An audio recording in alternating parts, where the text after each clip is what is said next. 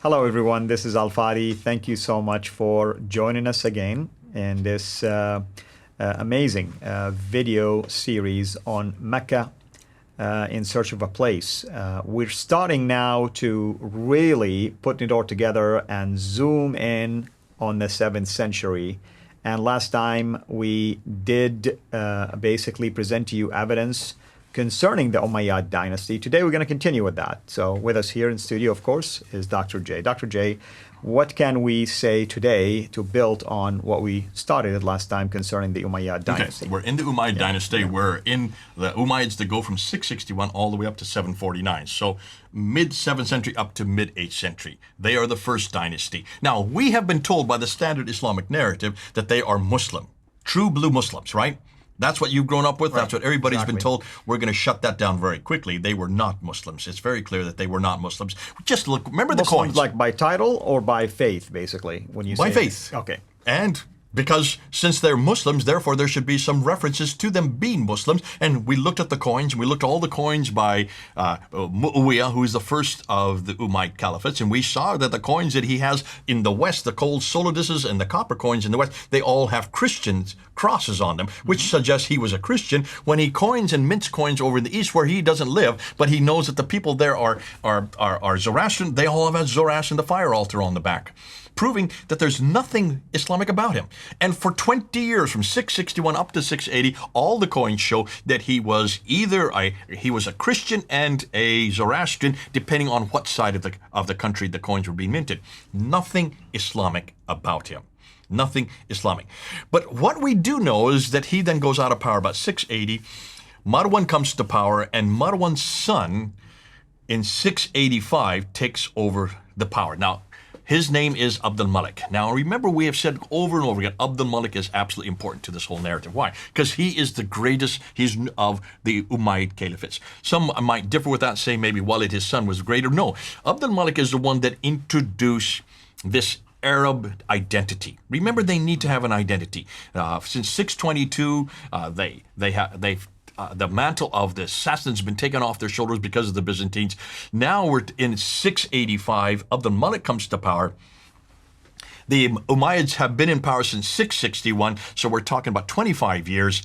He wants to create his own identity, and he wants to create his own Arab identity. He's living way up in Damascus. His governor, Ibn Zubayr, however, is living down in Petra, where the sanctuary is. So we need to zero in on Ibn Zubayr. So let's look and see why Ibn Zubayr is important. Let's go to the slide. Who is Ibn Zubayr and why is he important? Well, Abdullah ibn Zubayr was the governor of Petra under Abd-al-Malik, the Umayyad caliph, from 685 to 705. He rebels against Abd-al-Malik in 686. Therefore, he's fascinating against the power which is up in Damascus. Now, we've asked this question before. Why in Damascus? Why aren't they down in Medina and Mecca if they are Muslim? If they are Muslim, they should be down where Islam began. They should be down where the holy places are in Mecca. They should be down where the sanctuary is. They're not anywhere there. That's where Abu Bakr, Umar, Uthman, and Ali were. Then why aren't they there? Well, for a very good reason, because we can't find any reference to Abu Bakr, Umar, Uthman, and Ali, suggesting very clearly that Mecca did not exist this early. And it certainly did not exist at the time of Ibn Zubayr, at least at the beginning of his reign. He rebels against Abd-al-Malik, as a lot of governors do. And what does he do? Well, he destroys Petra, really. He destroys the Kaaba. He destroys everything he can. He grabs the black stone and takes it with him. Hugely important. You're going to see why. And he flees down to the south from where he comes from. Where does he flee down to? Well, he needs help. Flees down to the south, he needs help. So what does he do? He looks up towards CIRA, up to Iraq, up to the Abbasids. Now, the Abbasids have always hated the Umayyads. Why? Because the Abbasids are the carryovers from the Sassanians. They are the Persians. Right. They're up in Ctesiphon. Ctesiphon is the name of their capital. They're still up there. They haven't been destroyed. They have been, they've been conquered, but they still exist, and they are gaining power.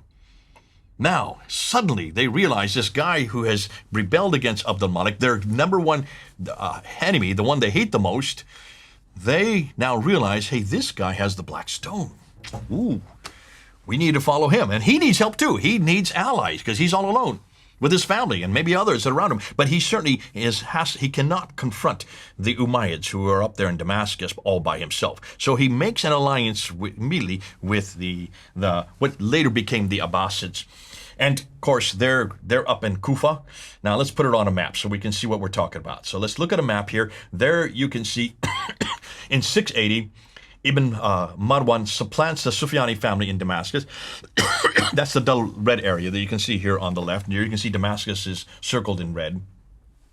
His son al-Malik becomes caliph in 685. He is also in Damascus. Ibn Zubayr is down there in Petra. And he, looking at the map there, let's take a look. He then flees down to the south. Does he flee to Mecca? We don't know, because we don't have any reference for Mecca that early yet. We're assuming he did flee down there. And the dark blue area is where he goes to. But then he needs an ally, so he goes and gets an ally with the Abbasids who are up there in CIRA, which later will become, northeast of it will become Baghdad. They are headquartered up there. Now, note the political capitals. So Damascus and Hira are the political capitals of the Umayyads and the Abbasids. The sanctuaries, however, are Petra and Mecca. Do you see that on the map? Yes. Okay, so those are the four major cities that you need to look at. So those are the political capitals, and these are the sanctuaries for both. That's the sanctuary for the Umayyads, and here's the sanctuary for the Abbasids. Why? Because of Ibn Zubayr. He now has the black stone, and wherever the black stone goes, so does God's presence go with it. That Arab identity is needed. Why is it important? We're going to go into that in the next episode, because that is now where the Arab identity comes into importance. And who is the one that creates that? Well, you know the answer already, but let's get into that. Let's dive into it in the next episode, because then now we've shown why Ibn Zubayr is important. I want to show you then what happens next. Wonderful. Thank you so much, brother. Thank you, everyone, for joining us.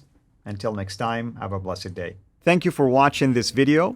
Be sure to like and subscribe to our channel, CIRA International, and click on the bell so that you receive notifications whenever we publish a new video or go live. I would also like to appeal to you to consider becoming a Patreon patron by clicking the link right below. By doing so, you can give towards the production of these videos. There are also other options for you where you can give to our channel. I thank you from the bottom of my heart.